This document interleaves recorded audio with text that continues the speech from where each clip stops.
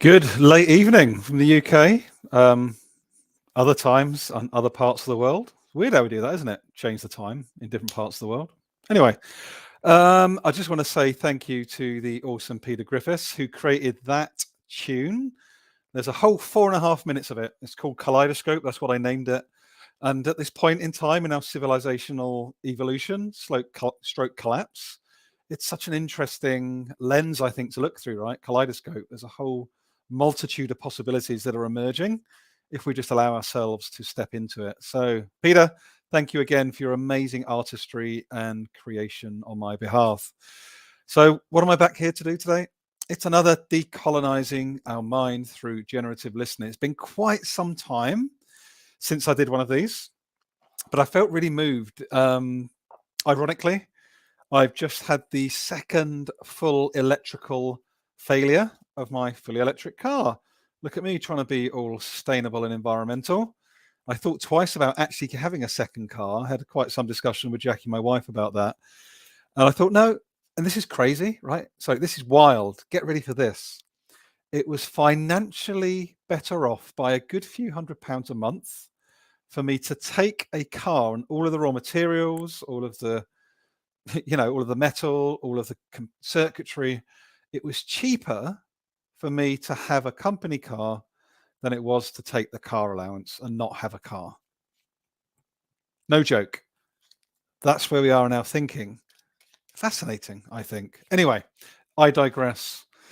If you've not seen this before, Decolonizing Our Mindsets Through Generative Listening, it's where I take a combination of the wonderful Jane Adhead Grant's listening coach deck, a beautiful set of cards that allow us to reflect and think about the biases, the how we can actually hold space for generative listening, for slowing down, for reconnection, etc., combined with the gesturing towards decolonial futures pack of cards, which is with or without modernity.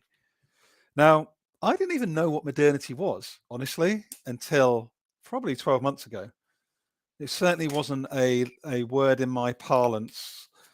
And it's been a pretty significant deep dive for me personally. And I invite anybody out there, if you're curious about, what's this modernity thing Gary's going on about, go check it out because it will join an awful lot of dots. And in advance, I also invite you to check out Tema Okun's work at White Supremacy Culture Info. Do not get triggered, please. Caucasian men in particular. Caucasian human beings, please don't get triggered. What this is pointing to, and yes, for sure, where we are is because of many years ago, a group of white men wanted to control the world, and they still do. But how that's manifested is very, very, very entangled and confusing and interconnected and.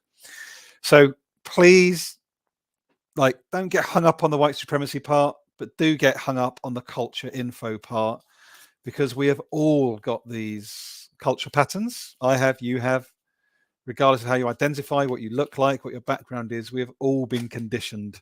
As my good teacher, Heather Luna, continues to remind me every time we meet, and we had a session earlier today. So, combination of these two sets of cards, I've been shuffling them as I've been introducing the context. So, here we go. Tell me when to stop, someone. Are you out there? Anybody out there on Twitter, on LinkedIn, or on YouTube? Or am I on my own? Probably on my own. That's fine. I dinner myself on my own. That's fine. So here we go. 3, 2, 1. Drop on the floor. Cut. What comes up?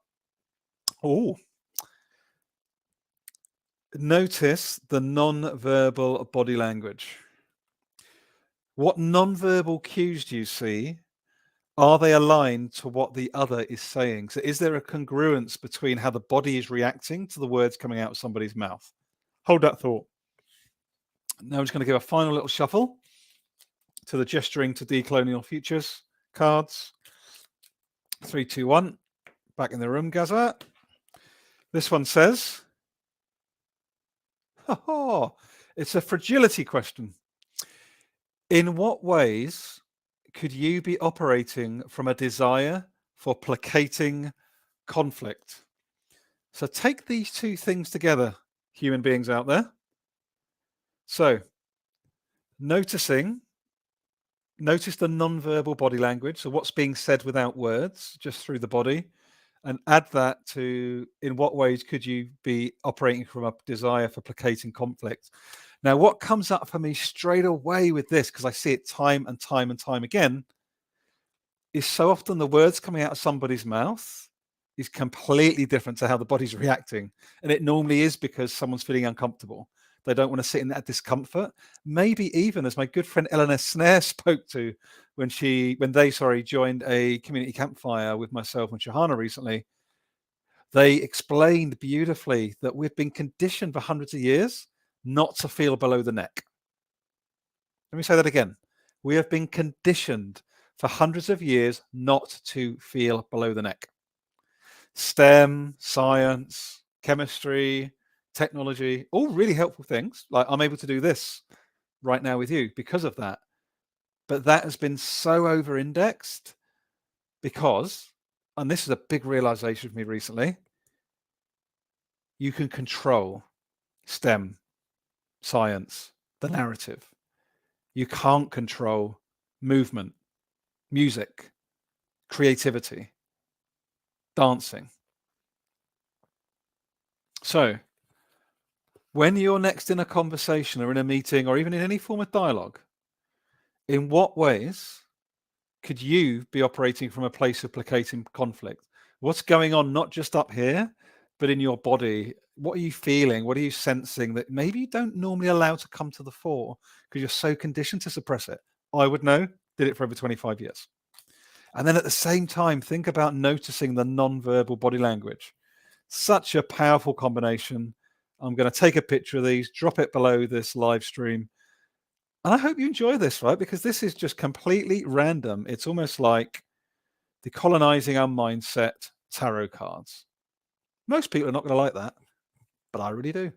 So take care, everyone. Hope you're doing well. And until next time, whatever.